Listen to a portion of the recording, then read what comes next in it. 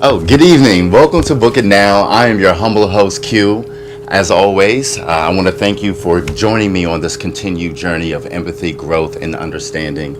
I do implore you to check out our previous episodes. We've had a lot of great conversations with a lot of tremendous people offering their stories and their journeys. I've learned a lot from them, and I think you will too.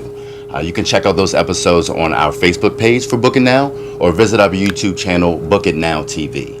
If you would like to be a guest on the show, please visit our website, www.bookitnowtv.com. Our guest today is a Peabody Award, yeah. Peabody. A Peabody Award winner, and she's also the president and CEO of JWS Media Consulting. But before starting her own consulting firm, she worked for 15 years with the Annie E. Casey Foundation, which is a private philanthropy dedicated to providing disadvantaged youths and families with a better opportunity for their futures. She's also the mother of 3 and the grandmother of 2, which has inspired her to write this book, The Power of Presence, be a voice, in the ear of your child when you're not with them. I want to welcome to the show today Miss Joy Thomas Moore.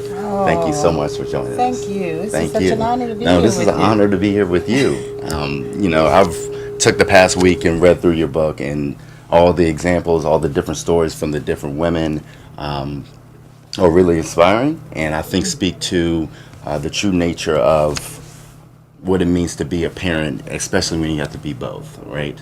But before we dive into your book, I would love for you to share with the viewers a bit more about yourself and your background. Well, actually, I started from New York. I grew up in New York. Although I was born in Jamaica, but I grew up in New York. And Where in New York were you born? The Bronx. Down Bronx. Nice. And but I thought I had aspirations of being a musician, and I went to the High School of Music and Art, the famed school, and played bassoon, which probably would not have taken me very far. But then I came down here to American University. Okay. And for college. For college, and that's when I started getting into sort of English and writing and that kind of thing. So I majored both my undergrad and grad school in some form of journalism. So I've worked for newspapers, I've worked for radio, I've worked for television, and I ended up in philanthropy. So, wow. So I've just been all over the place, but it's given me a really sort of broad base of knowledge that I brought to the book. What's been your favorite experience so far? Wow. Not counting high school, right? Well, counting high school, you're talking about music, you're talking about writing, you're talking about radio, TV, philanthropy.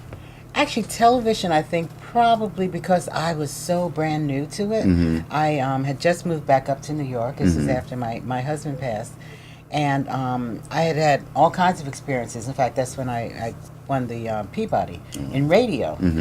And so, but I had not done any television. But I was given a chance to write for Susan Taylor.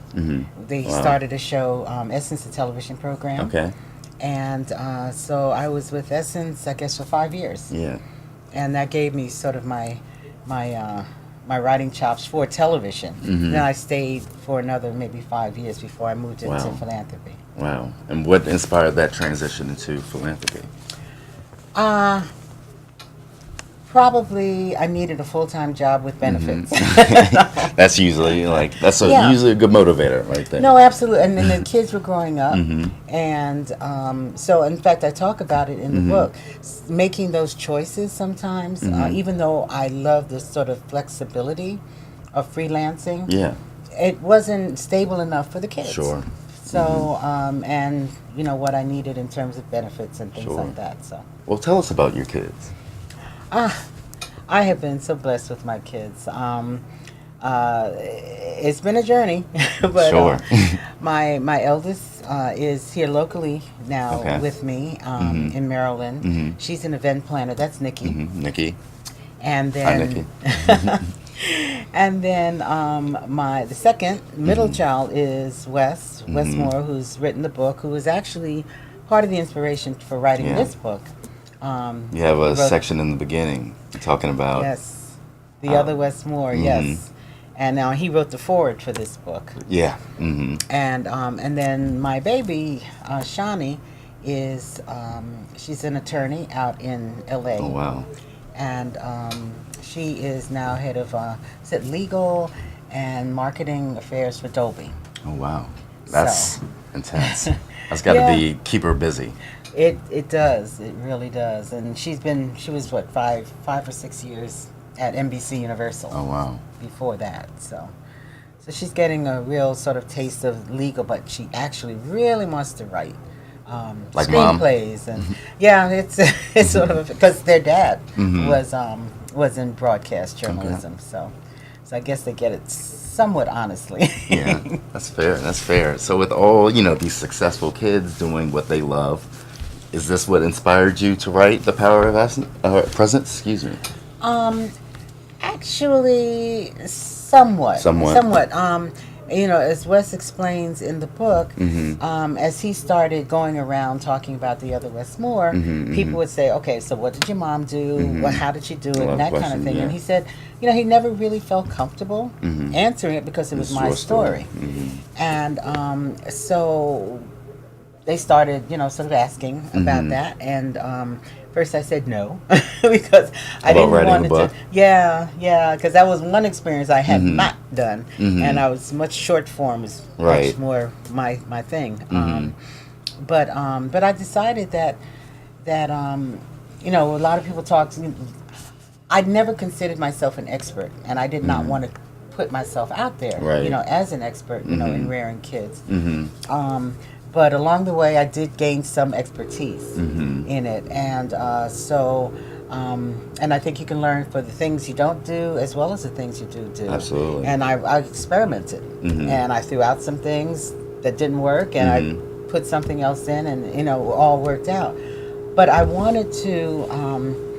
I did not want to make it seem like our family was exceptional. Right. So that's why there are 15 other stories of moms, single moms, in the book. And I wanted to talk to single moms particularly because they never get a voice. Right. And oftentimes they're the object of the conversation. They're never really part of the conversation. And there's so much wisdom there because they have to do it. They're doing a unicycle, when other people are doing a bicycle, and yet they're getting it done. Absolutely. So, once they, the publisher said I could do that, Yeah. I said okay, Great. and I did it. Is the book specifically designed for single mothers? No, it's actually designed for all parents, and I was convinced of that actually, because as the sort of the team at the publishing house was reading it, they said, "Wait a minute, this is not a book for single moms. This is a book that all parents can use. All parents, anyone, grandparents, aunts, uncles, anyone who has a child in their life." Right. So that's why we sort of de-emphasize the single parent aspect of it. But I wanted to emphasize the fact that this is advice from single parents. So that's how we sort of made that differentiation. Great. And you give this advice through your 7 pillars. Can you speak to those a bit? These are the 7 pillars that sort of guided me.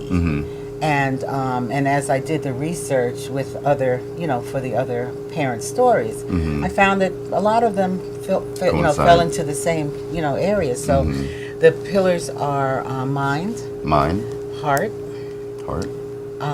faith, courage, resources,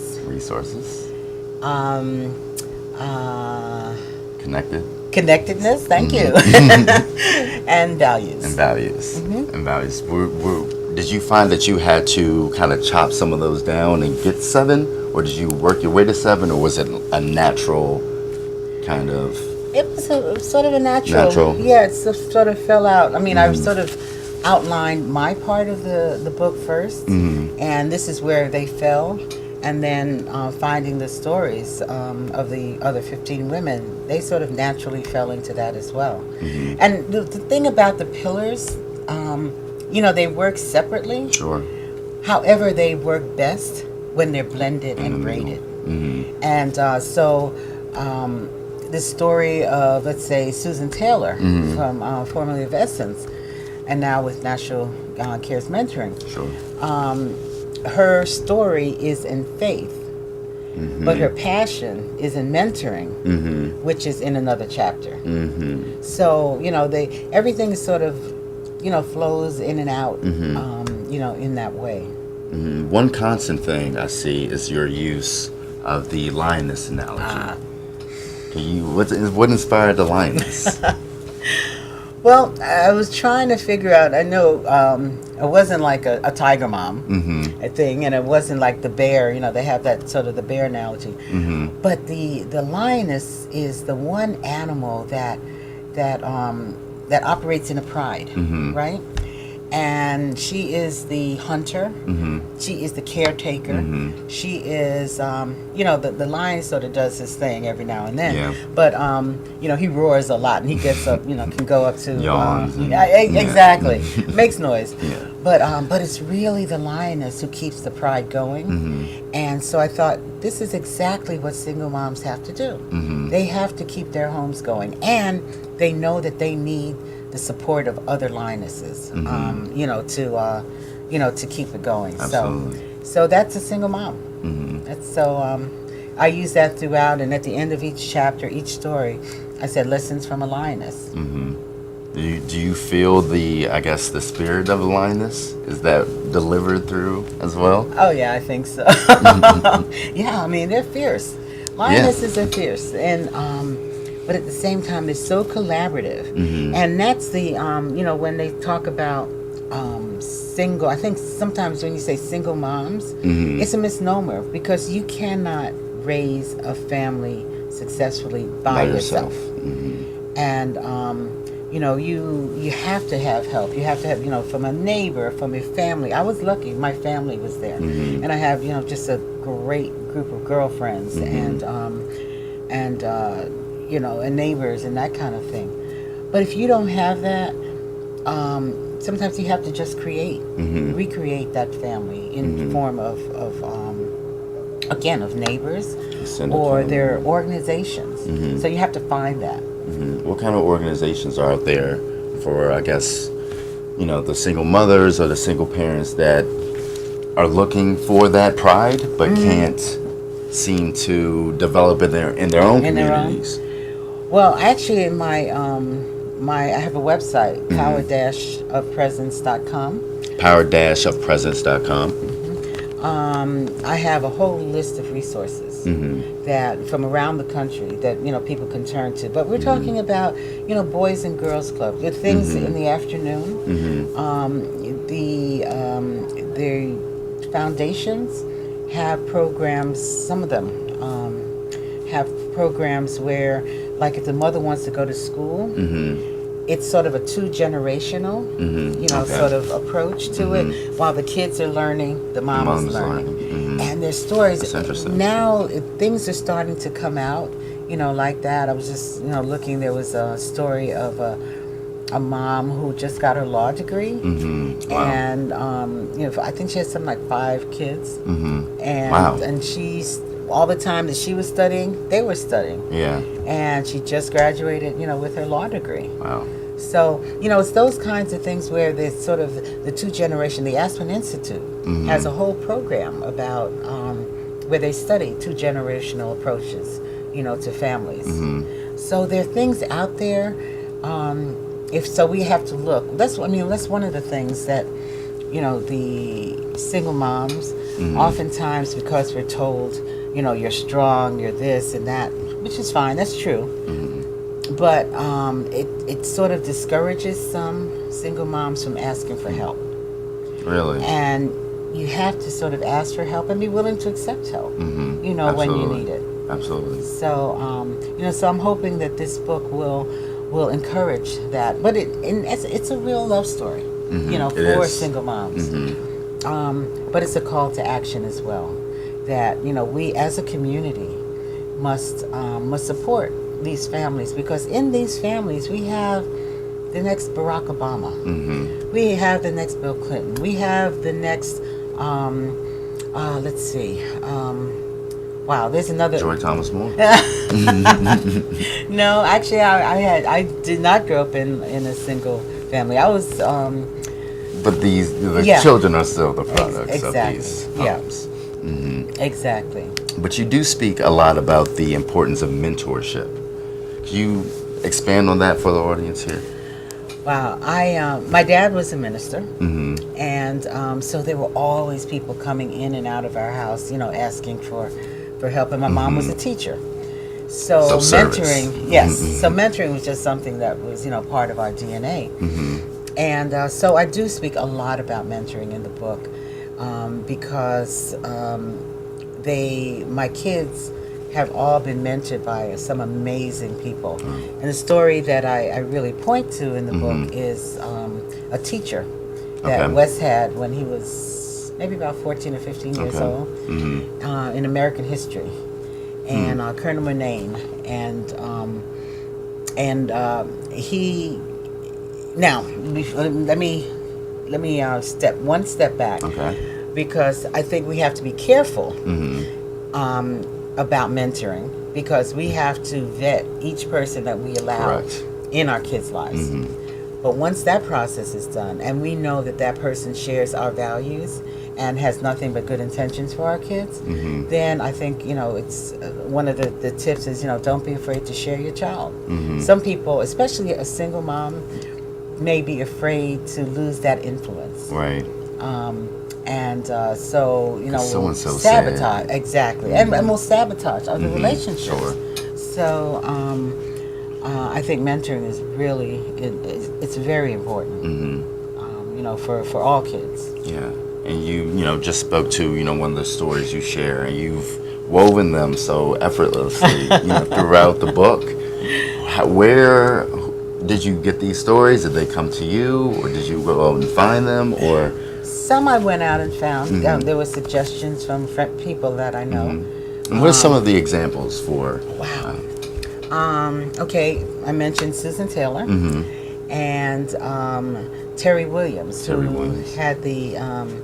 She just recently retired, but she had one of the fastest growing ad agencies or public relations agencies in the country. I mean, her first client was something like not Quincy Jones, but he was one too. But Eddie Murphy and Bill Cosby. I mean, she had everybody. But she actually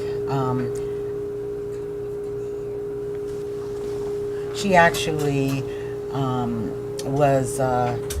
She sort of mentored, again, this sort of the mentoring thing. Took on a young man who was I guess he must have been his teenager. He was in high school maybe, and basically adopted him. Really? Yeah, Just. just took him on. She just said she loved his spirit, and his family was sort of broken and everything. So she took him on, and that's what I tried to do in the book: get different sort of situations. Rosie Castro in San Antonio with her Joaquin and let's see, Joaquin and Julian Castro. Okay. Yep. And so I met her through Casey. Really. And let's see, who else is in there?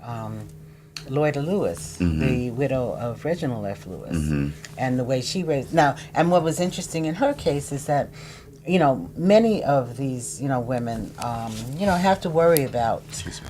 Have to worry about, the finances and that. She didn't have to worry about that. She was already a billionaire. But what she was able to do in terms of keeping the company going after Reginald died and raising two amazing young women, who are probably among the most philanthropic of their generation now. So, pulling out stories like that. There is a grandmother that I interviewed in Chicago. Okay. and her daughter was killed, and her daughter had 7 kids, and she took each and every single one of them, Wow. and took them in and raised them. And she was 66 at the time. She's now approaching 90, but she has seen each of them Each of grow them up. grow up, yeah. One's a teacher, so. It's those stories. I have an aunt who's raising her niece and nephew. So the different ways that you can parent and be present, for kids, and that's what I was trying to bring out. Did those stories come to you, or did they? Some of them, let me see. The only one that I did not know of or heard about, I think there was only one that, someone actually told me about, and I said, okay, this is really, I like what it said and what it could bring to the book. But everyone else either I had met or heard about, or and I just asked them would they mind to talk to me, and that's what we did. Yeah. One of the ones that stuck out to me was the Malcolm Jamal Warner story. Could you share a bit of that? Yes, Pam Warner. She's in fact, I was just with her a couple of weeks ago. Pam is, again, from New York, and she and her husband had known each other for, forever, when they were kids. Yeah. And they got married, and finally, and they had Malcolm. Then they split. But this is, again, the story, the lesson out of this story is how when parents act as adults and co-parent effectively, Right. the kid will be fine. And so they split up. She went to California, and she started to go to school, and to support herself, she finally graduated from college, and to support herself, she started cooking cookies, and selling them on the street corner, and that's how she did it. And she got enough to not only for them to live, but for Malcolm to go to classes and things like that. And then he got an agent, and the rest is history. Wow. So, but it was really because of her, doing that. And she said she did so much with her, knees going up and down the stairs and standing on the corner. Her knees are shot, but she got the job done. Got the job done, as mothers typically do. Yes. But I do want to kind of change gears here and talk about boys in their teenage years.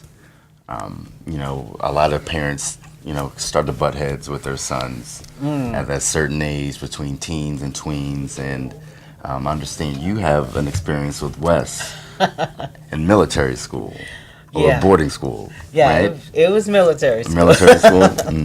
Yeah, well, we were up in New York, and we basically, I tried to put in the best school that I could find, of course, up there, but they really didn't have the expectations for him that I did. And he was sort of falling into where they thought he would be or should be, and so I said, no, you are not a C. I mean, one of the stories, I don't even think I put it in the book. We were driving one day, and he was doing a rap song, and he had just heard it. It was brand new. Yeah. I said, okay, if you can do that song, I know you can do your work, right? I've heard a very similar. Definitely heard that one before. Right, exactly, right? And so I finally said, okay, C is it's not good enough, and you're gonna have to do something different. And so I found, through a friend, Valley Forge Military Academy, and that's where he was 12, actually, Really? when I took him up there. And this is one of those, you can't be your friend to your kids, because I know he hated me. But I was gonna ask him, how was he feeling about? Oh boy, no, he did. He was not happy. In fact, he tried to run away several times when he was up there. But finally, he settled down, and I said, just give it a chance. If you do well, for this year, then you have a choice whether or not you come back to New York or you stay there. And by the end of the year, he was doing so well, and I forget, every year there was something else, either playing basketball or learning how to drive or something. Certainly. And so he stayed the whole time, and then went on to junior college there and got his commission in the Army. Wow.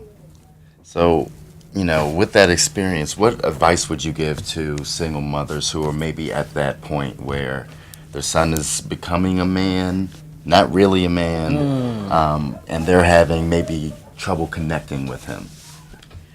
Well, I think one of the sayings, and I have sayings throughout, this book.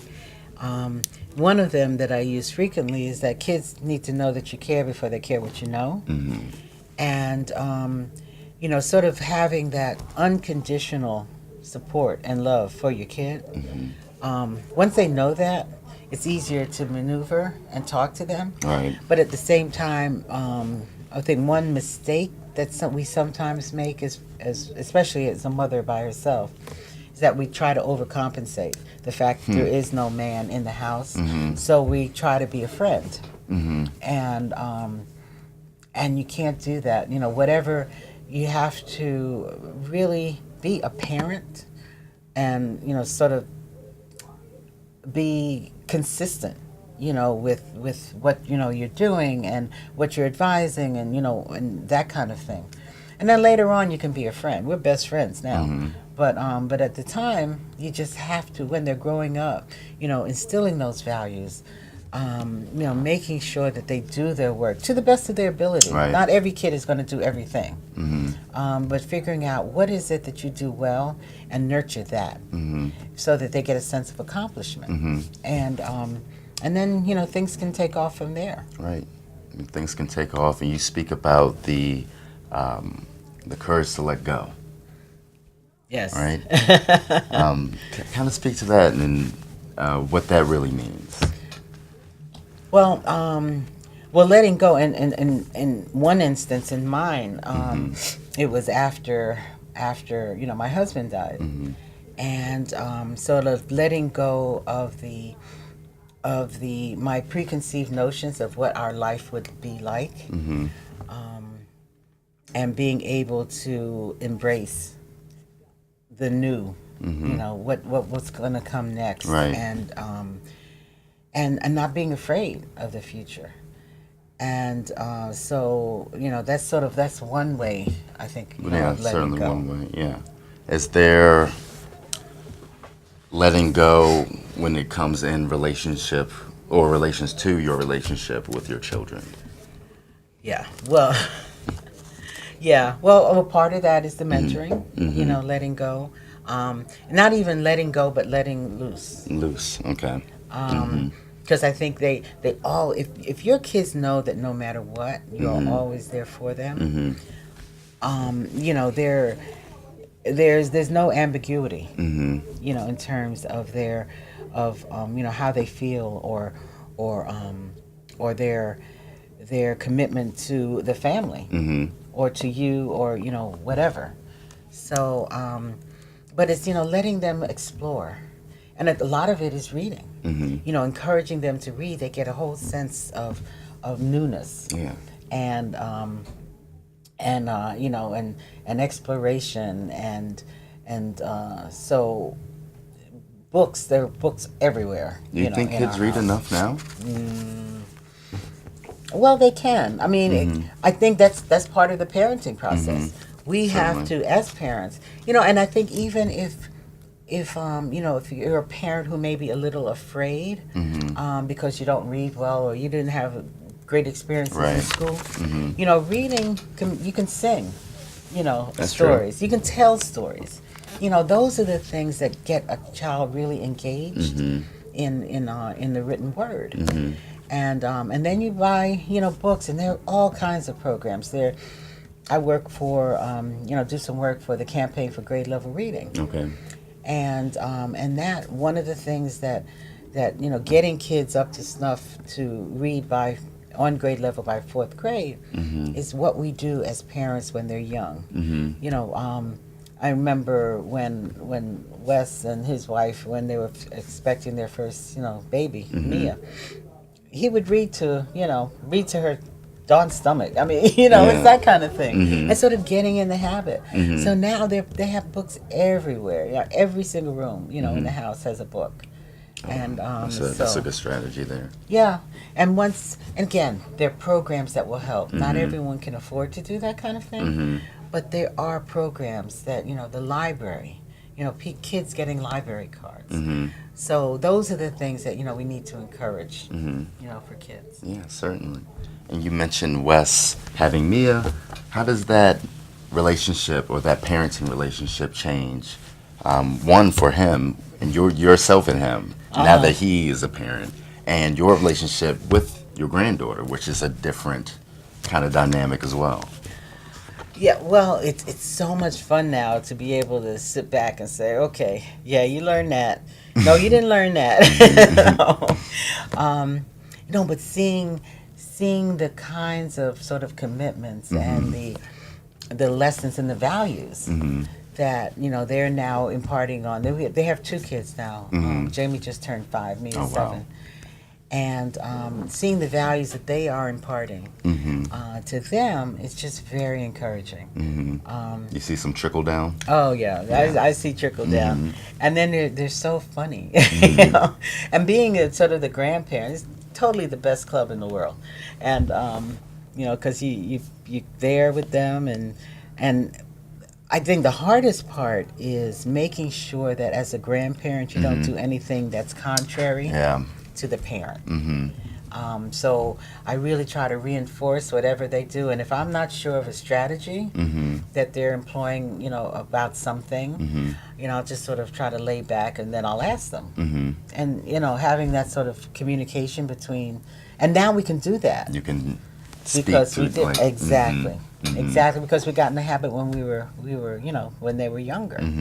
So, but yeah, no, it's fun being a grandparent. So when did you start reflecting on your experiences as a parent? Probably, well, when my husband, I mean, I really, my first experience as a single mom was when I started working. I was after college, my first husband, and it was time for us to not be married anymore. Share that story in the book. Yeah, and so I was a single parent then. But after Wes died, by then there were the 3 of them. I really had to reflect on, okay, now I've got these three human beings that I've got to shepherd, to adulthood. And what resources do I need? What support do I need? What experiences do they need? Right. That I have to share. So I think that was trying to figure that all out, and at the same time, right after he passed, getting through the grieving process. But I sort of learned that if I put them first in terms of the things that they were feeling, and try to, help them cope, it helped me cope. So that's what I think was probably the initiation. Of that. And then I think the whole notion, sending Wes to military school was really tough. Yeah, not having him there. Not having him there, not knowing what the true influence was going to be. What was going on, yeah. And I mean, we never even had like guns in the house, right? For Christmas, that kind of thing. Yeah. No toy guns. And I said, yeah, no toy guns. Yeah, right. No, not real guns. Yeah.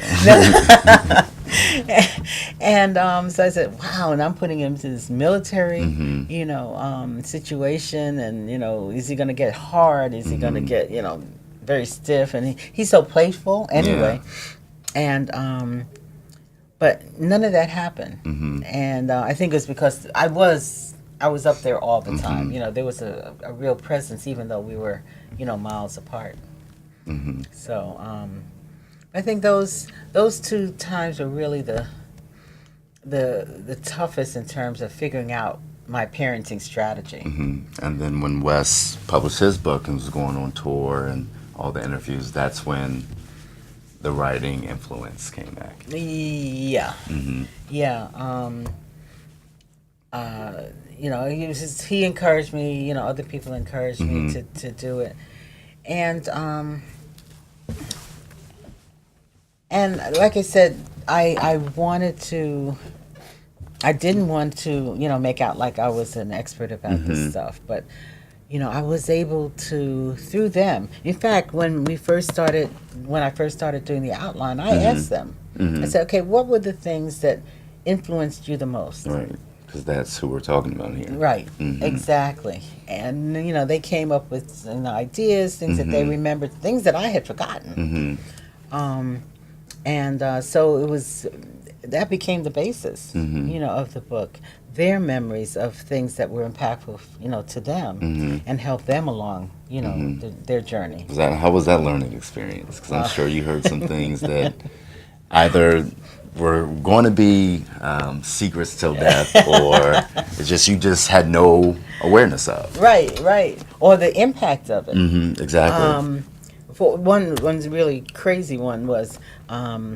We were in our house in the Bronx, and there was like some ants and stuff walking on the counter, and instead of like sort of brushing them away or being embarrassed that there were ants on the counter, I said, "Well, you see how they're working together? That's how brothers and sisters need to do, right?" And then I killed them, but I never remembered that. Wow. I think that was one of Nikki's, and then both Wes and Shawnee said that the day that I did both basketball games. They were both playing basketball in high school, and Wes was playing in Pennsylvania, and Shawnee was playing in Maryland. And most days it wasn't a problem. I could get to the games without any difficulty. But that's quite a trip still. Yeah. This day they both had games the same day. Of course. And but I made them both. I mean, half the first half of his, and then the second half of hers. And we laugh about it because no one remembers who won the games, but they do remember the fact that I was there. Yeah, you were there. So, what did you learn the most through this whole process? Of parenting? Just the reflection, and just putting it all. That's a great question. I think probably I learned maybe that we all sort of share this these common threads. All of the stories, for example, the thread of fear. All parents fear. We fear: are we good enough? Can we give our kids enough? Can we direct them in a way that not only will they be happy, but that we'll be proud at the end of the day? And then the courage to put aside those fears, to do what we need to do. Because parenting is hard. Anyone who says it's easy, they're not a parent. It's hard. But with the proper supports, with the the courage to make tough decisions, to ask for help, to give help.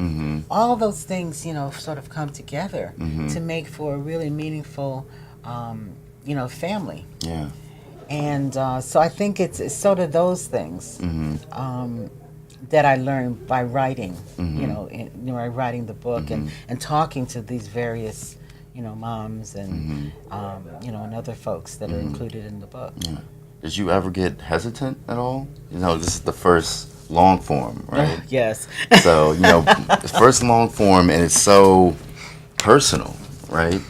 And you're sharing other stories as well. Did you ever have a moment like, maybe I shouldn't go through with this? Oh, yeah. No, I did. Yeah. I did. And that's the thing, I think any writer, you don't just sort of write it and then, throw it out there. You write then you rewrite, then you rewrite, and then you rewrite again. Because even the first time my agent put it out, I had no takers. And with the feedback that I got was they wanted it more prescriptive. And so that required a whole new format, yeah, for certainly. the book. And so that's when I added on lessons from a lioness and that kind of thing. And I said, do I really want to do this? Right, prescriptive. Yeah.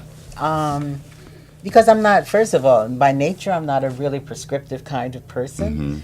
And so that's why I have a lot of experts, in here, and that did a lot of, a lot more research.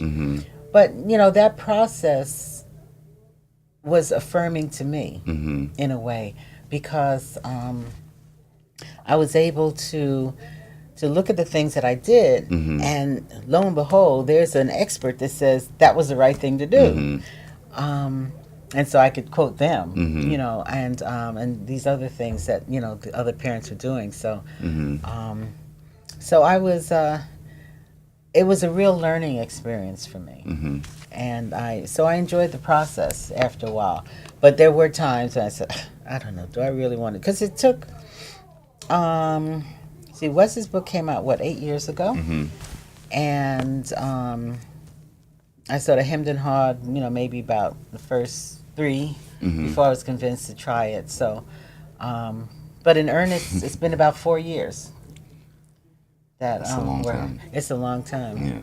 How does it feel now that, because this is, when was it published? It was this September. September? Yeah, so now it's out there. It's out there. So how are you feeling now?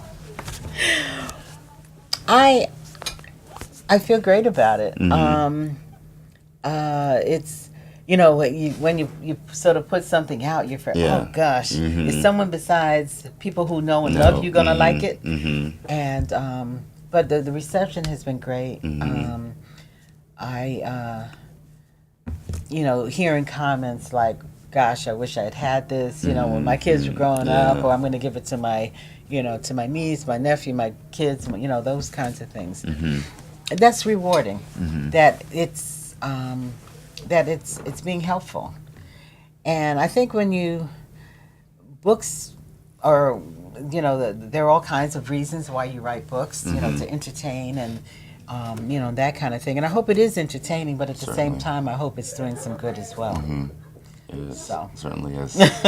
I certainly did a lot of thinking, and I do. And you're not even a parent. I'm not even a parent, but I think a lot of those lessons are applicable to just relationships in general, right? Absolutely. And I do kind of want to circle back here to the pillars for maybe some of the folks that are just joining us. I kind of want to talk about what I know they're all equally important, but there are some that I guess you're more instinctively or innately good at, and then others you may have to work more towards or remember to apply. What are some of the ones that that stick out to you that you have to, now I have to do this. I have to remember to apply these principles. Well, I think one of in fact, if you don't mind. Sure, please. I'd be honored. This is in the chapter, the heart, which is one of the main pillars. I started with mind because that's the gateway, I think, to all the other pillars. Sort of the mindfulness, being able to clear your mind of all the clutter, because God knows there's so much clutter. Everyone. In the world, and especially now. But being able so that you can clearly see what your kids need, right, and on any given day, that kind of thing. But this is in heart, and I think something that parents can relate to, because I think at some point we all go through it. And this is in the chapter Learning to Breathe. And it goes, I remember the evenings when I dragged myself home, my arms weighed down with groceries, my briefcase, and usually something I had to bring home for one of the children, shoes I'd have to repair, or special supplies one of them needed for a school project. On the ride home, I'd imagine the kids waiting for me at home, hungry, feeling neglected and lashing out at each other. I could feel my own resentment rising. They were old enough now to feed themselves a snack, to do their homework without prompting, to support each other if one felt sad or neglected. But somehow I knew these things and more were all going to be loaded onto my plate as soon as I walked through the door. I remember feeling the events of the workday buzzing around my head, and in my exhausted state, the familiar pull of my worries about the future was impossible to resist. And then there were the decisions that would have to be made before I arrived, like what to make for dinner. Would I be a bad mother if I ordered pizza again this week? I would reason that pizza is a perfect food. Carbs, fiber, protein, good fats, lean meats, lots and lots of veggies. But how easy it was for me to rationalize something I wanted to do. When I finally got home, I'd open the door and be welcomed by my children pretty much the same way every evening. Shawnee wanting to talk right away about everything before I could set my bags down and get my bearings. Nikki almost always left the living room as soon as I entered, and most of the time Wes kept his eyes glued to the television screen, acting as if I were invisible. I would notice everything that was wrong. Why was there a wet towel on the sofa? They had closets for their shoes and drawers for their sweaters, but it seemed like all three of them had forgotten these minor details. Wes probably had a paper due the next day. I doubt that he'd finish it, and I doubted that he'd care. The reality is that kids learn gratitude from observing how we respond, and often do not express it in the moment. But as long as we're consistent with expressing our gratitude to others, and to them for the things we are able to accomplish together, they'll learn gratitude in time. As I became more confident in my parenting skills, I hung on to the belief that by 20 or so, the gratitude gene would finally kick in, along with all the other civilities teenagers seem to bury when they are 13. Thank goodness I wasn't wrong. Wow, that was beautiful. And you really paint a very vivid. You put us in there. I feel the grocery bags cutting in my arm. I can see the wet towel because it's probably my towel. Single mothers. That's not an unfamiliar scenario, right? Right. For the single mothers that are thinking, that's my norm. But what about me?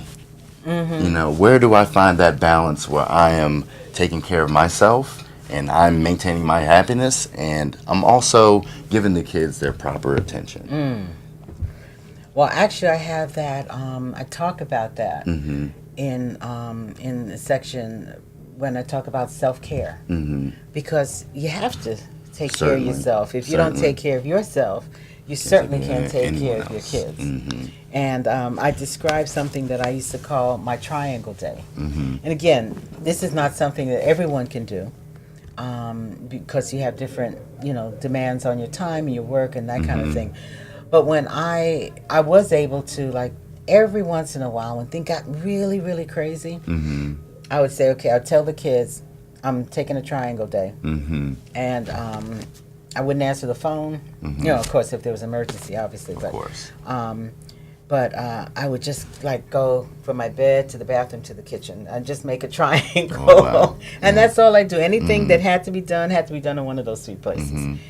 And that was my way of, sort of my refresh, my, putting myself on pause.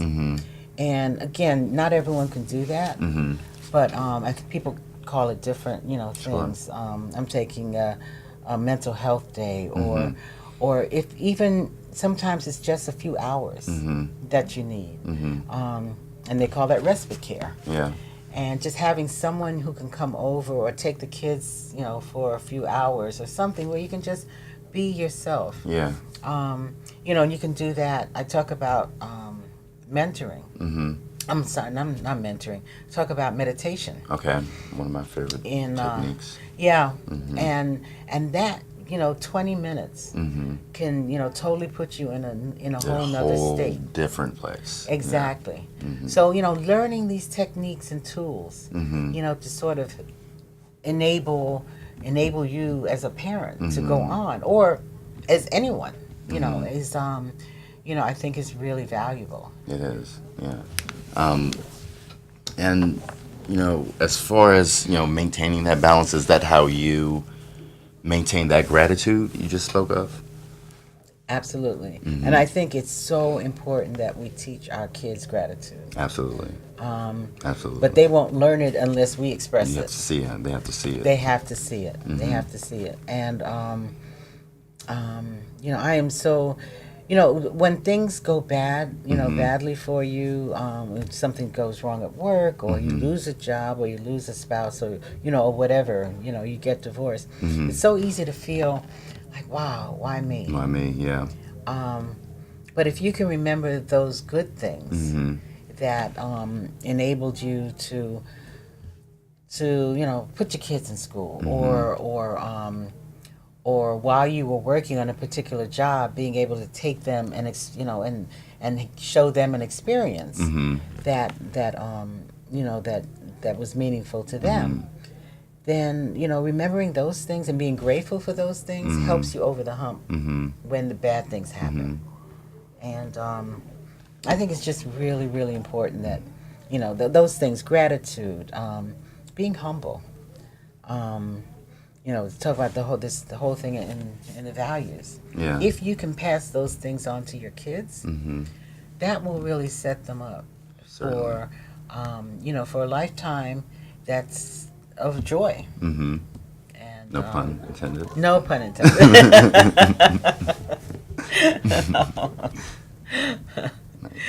No, there is. If we have time, I would like that to. that was going to be my next question. If you wouldn't mind, if you would share another passage here. There is one of the things that I really stress in the book is the importance of culture, Okay.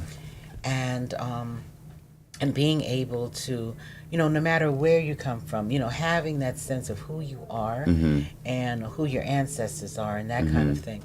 And I was really struck by this story by the Have you reading that one? yeah by the she was from the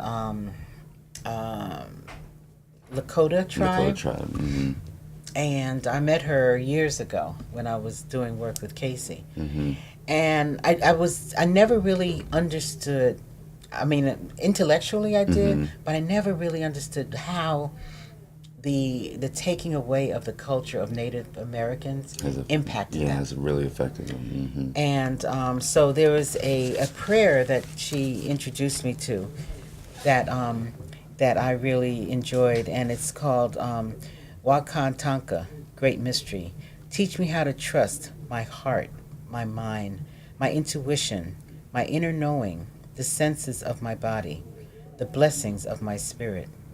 Teach me to trust these things so that I may enter my sacred space and love beyond my fear, and thus walk in balance with the passing of each glorious sun.